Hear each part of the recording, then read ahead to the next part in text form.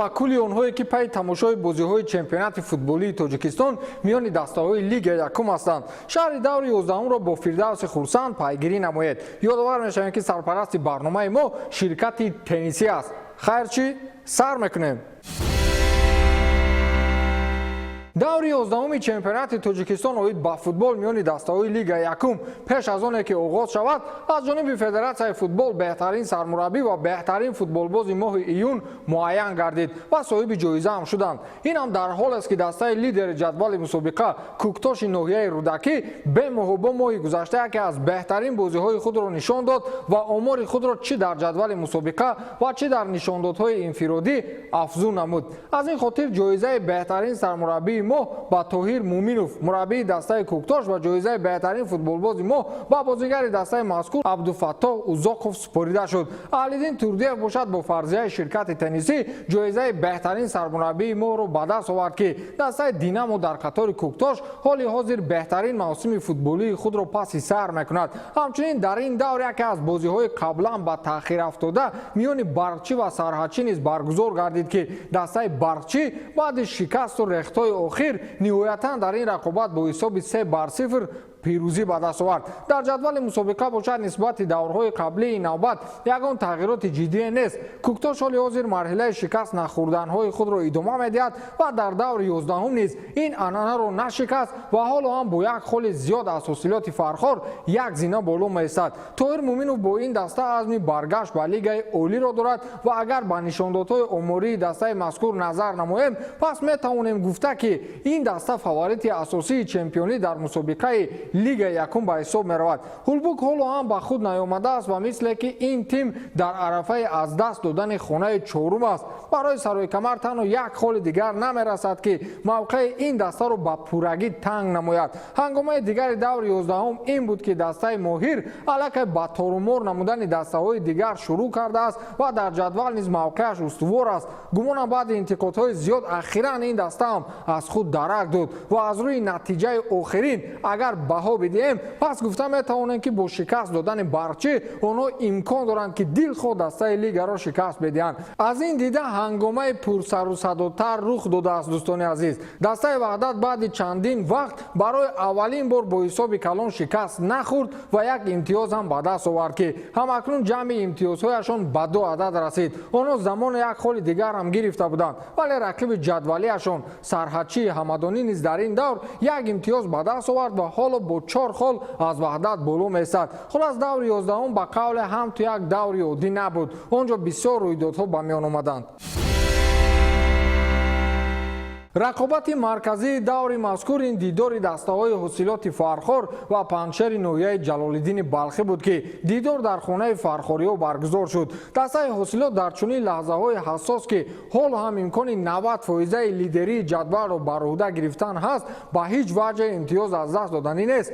онҳо бо як холи кам аз Куктош ҳоли ҳозир дар зинаи дуюми ҷадвал меистанд. аз ин рӯ бозии ҳосилот ва панҷшер то ҳадде ба қавле сахт шуд ки ҳатто кор то ҷангу кашталгирӣ рафт ва довари майдон бар рӯи 2 нафар аз ҷайбаш корди сурх баровард. ана дар чунин бозии ҳассос гол задан душвор меафтад. мизбонон ҳамин қадар аз ҷониби меҳмонон мавриди фишор қарор гирифтанд ки дигар имконияти голзанӣ пайдо кардан наметавонистанд. аз ҷониби футболбозони ҳар ду даста созмон додани фурсатҳои зиёде ба миён меомад, вале фурсатҳое ки 100% ба гол наздик бошад мушоҳида намешуд. аз ин рӯ танҳо ба як нафар муяссар шуд ки дар ин рақобат гол ба самар расонад. ин бозингар ки аст ва дар куҷо бозӣ менамояд? дар сӯҷаи омодакардаи ҳамкоронамон бубинед. дастаи ҳосилоти ноҳияи Фархор дар даври 11-уми чемпионати Тоҷикистон байни дастаҳои Лигаи Якум дар майдони худ дастаи панҷшери ноҳияи Ҷалолиддини Балхиро қабул намуд. дастаи ҳосилот ба ҳайси муддаии асосӣ дар ин бозӣ аз дақиқаҳои аввал бартариро ба даст гирифта чандин ҳолатҳои хуби голзаниро созмон дод ки ин ҳуҷумҳо чандон натиҷаҳои дилхоҳ ба даст наоварданд. дастаи панҷшер низ дар хатти ҳуҷум чанд ҳолати хуби голзаниро ба миён овард, вале бо кӯшиши дарвозабони дастаи ҳосилот ҳолатҳои ба амал омада бартараф карда шуданд. ҳамин тариқ дидори дастаҳо дар қисми аввали бозӣ бидуни гол 0-0 ба анҷом расида дастаҳо ба танаффус баромаданд. дар оғози нимаи дуюми бозӣ бошад футболбозони соҳибони майдон тавонистанд ки бо як ҳуҷуми тезкори худ вазъияти ногуворро барои дастаи Паншер созмон диҳанд ки дар натиҷа баъди зарбаи дақиқи сарбони дастаи ҳосилоти Фархор Хайрулло Азизов туп ба дарвозаи меҳмонон ворид гардид. ҳамин тариқ дастаи ҳосилот бо ҳисоби 1-0 ба пеш баромад. бо гузашти чанд дақиқа баъди қоидавайронкунӣ дар дохили майдон ҳимоятгари дастаи ҳосилоти Фархор Ҳасан Рустамов ва ҳамлавари дастаи Паншер Акмал Саидов бо корти сурх муҷозот шуда аз майдон хориҷ карда шуданд. дар идомаи бозӣ ҳарду даста боз ҳам барои тағйир додани ҳисоби бозӣ талош варзиданд, вале кӯшиши дастаҳо бенатиҷа анҷом ёфта дастаи соҳибони майдон ҳосилоти ноҳияи Фархор ғолибияти навбатии худро дар доираи бозиҳои Лигаи Якум ба даст оварда бо касби 28 имтиёз то анҷоми бозиҳои дигари Лигаи Якум ба зинаи аввали ҷадвали мусобиқа баромаданд.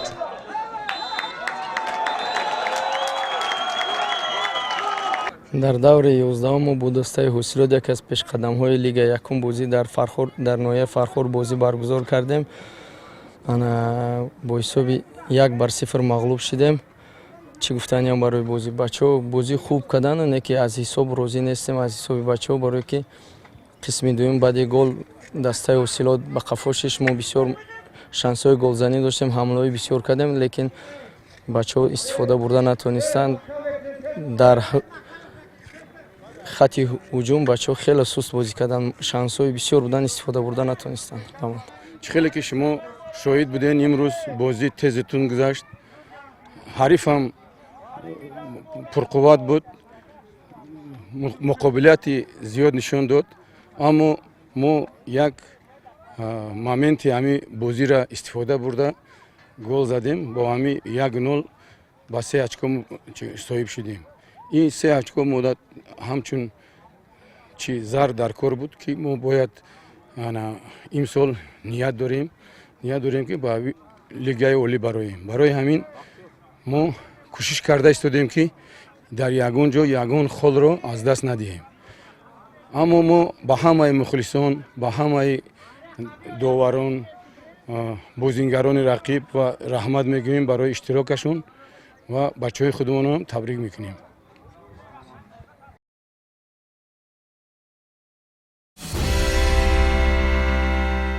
дар ҷадвали умумии мусобиқа ягон тағйироти ҷиддӣ нест, фақат ин навбат ҳангомаҳо ба миён омаданд. дастаи Куктош ҳафтаи сеюм аст ки дар садри ҷадвали мусобиқа қарор дорад ва шумораи холҳояшон феълан ба 29 адад расидааст ки ҳеҷ аз дастаҳои дигар ин шумор имтиёз надоранд. ҳосилоти Фархор ба як холи кам, яъне бо 28 имтиёз дар мавқеи дуюми ҷадвал қарор дорад. Динамо бо 25 имтиёз дар ҷои сеюм аст ва Ҳулбук бошад баъди марҳилаи нобарори майдондориаш ҳамакнун бо 19 имтиёз дар зинаи чоруми ҷадвал қарор дорад ки бо чунин суръат рӯзҳои наздик дастаи Саройкамари 5 метавонад мавқеи ӯро дар ҷадвал ишғол намояд. дастаи Саройкамар феълан бо 18 имтиёз баъди Ҳулбук дар мавқеи панҷуми ҷадвал меистад. барчии шаҳри Ҳисор низ вазъи феълияш нигаронкунанда аст. баъди тағйироти ҷиддӣ дар курсии сармураббигӣ ки ба ҷои Зайниддин Раимов, Раҳматулло Фузайлов омад, мисле ки ба ҷои пешрафт рӯ ба таназзул ниҳодааст. онҳо ҳозир ба 13 хол дар мавқеи панҷуми ҷадвал қарор доранд ва дастаи Моҳир имкон дорад ки аз ин таназзули дастаи Барчӣ истифода барад ва дар даври навбатӣ боз як зинаи дигар ба боло ҳаракат намояд. Моҳир ҳозир бо як холи кам, аниқтараш бо 12 имтиёз баъди Барчӣ дар ҷои ҳафтум меистад. Гулистон ҳам 12 имтиёз дорад, вале таносуби голҳо ин дастаро дар зинаи ҳаштум баъди Моҳир бурдааст. дар ин баробар Паншер ҳам 12 имтиёз дорад, вале бо шумораи зиёди голҳои ба дарвозаи худ сар дода ин даста феълан дар мавқеи нуҳуми ҷадвал маскан гирифтааст. душанбе 11 хол дорад ва сарҳадчӣ бошад то ин ҷониб ҳамагӣ 4 имтиёз ҷамъоварӣ кардааст. ваҳдат бо 2 имтиёз дар охирин хонаи ҷадвал меистад. бозиҳои даври оянда баъд аз як моҳ баргузор мешавад. дар даври 12 сараввал дастаҳои Бахчӣ ва Моҳир андари майдон мегарданд. рӯзи дуюм Паншер дар хонаи худ дастаи Ҳосилотро интизор мешавад ва Ҳулбук дар ноҳияи Восе дастаи Саройкамарро қабул хоҳад кард. ду дастаи заифи чемпионат боз ҳам дар марҳилаи дуюми рақобатҳо бо ҳам рӯбарӯ мегарданд ва Куктош ин навбат душанберо дар майдони худ торумор хоҳад кард. Гулистон бошад дар хонаи худ Динамои Душанберо интизор аст. ягона тағйироте ки дар рӯйхати нишонзанҳои чемпионати Тоҷикистон оид ба футбол миёни дастаҳои Лигаи Якум дар даври 11 ба миён омад, ин шумораи голҳои футболбози дастаи Гулистон Муҳсин Рустамзода боз ба 3 тои дигар зиёд шудааст. Ин футболбоз ҳоли ҳозир бо 15 гол дар мавқеи аввали рӯйхати нишонзанҳои чемпионат қарор дорад ва футболбози дастаи Куктош Азизбек Султонов бошад, ҳоли ҳозир бо 11 гол дар мавқеи дуюми рӯйхати мазкур қарор дорад. Масрур Ғафуров футболбози дастаи Барқчӣ бошад, то ин дам ба задани 11 гол даст ёфтааст ва ӯ ҳам дар мавқеи сеюми ҷадвал қарор дорад. Футболбози дастаи Куктош Худоидод Узоқов ки то ин дам лидерии ин рӯйхатро бар уҳда дошт, ҳоли ҳозир шумораи голҳояш ҳоло ҳам аз 10 зиёд нашудааст ва дар мавқеи чоруми ҷадвал қарор дорад ва футболбозони дигар ҳамин тавр ба тартиб ҷойҳои худро дар ин рӯйхат ишғол карданд. Ёдовар мешавем ки сарпарасти барномаи ФАТ ширкати теннисӣ аст. То ҳафтаи дигар хайр.